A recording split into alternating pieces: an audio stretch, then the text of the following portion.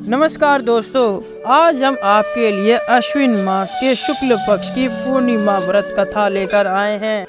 एक बार की बात है, एक साहूकार को दो पुत्रियां थी।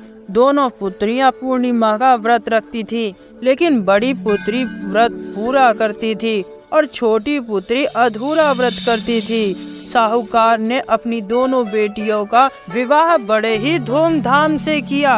कुछ समय बाद दोनों ही गर्भवती हुई और दोनों ने बच्चों को जन्म दिया। बड़ी बहन को पुत्र हुआ, लेकिन छोटी बहन जब भी संतान को जन्म देती तो उसकी संतान कुछ ही देर में मर जाती। ऐसा बार बार होने के कारण वह बहुत ही दुखी हो गई।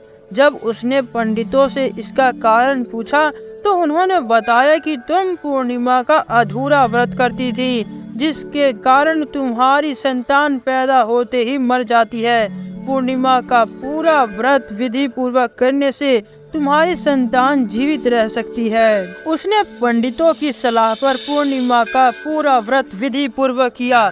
बाद में उसे एक लड़का पैदा हुआ, जो कुछ ही दिनों बाद फिर से मर गया। उसने लड़के को एक पाटे पर लिटाकर उस पर कपड़ा ढक दिया। फिर वह बड़ी बहन को बुला कर लाई और बैठने के लिए वही पाटा दिया। बड़ी बहन जब उस पर बैठने लगी तो उसका घाघरा बच्चे को छू गया। बच्चा घाघरा छूते ही रोने लगा।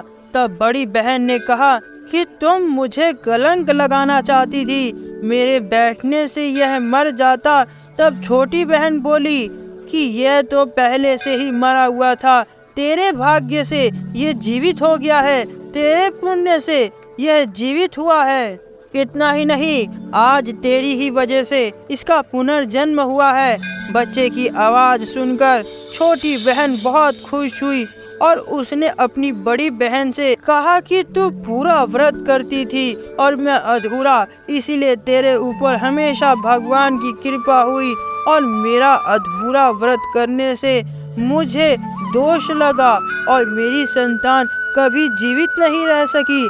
आज तेरे भाग्य से मेरी संतान जीवित हो गई है। यह बात जब राजा को पता चली तो राजा ने पूरे गांव में ढिंढोरा पिटवा दिया और कहा कि अधूरा व्रत कोई ना करे, और यदि अगर व्रत करना है तो उसे पूरे विधि विधान के साथ करे। तो आपको ये कथा कैसी लगी कमेंट करके ज़रूर बताएं, और अगर अच्छी लगी हो तो इसे लाइक शेयर करना बिल्कुल ना भूलें।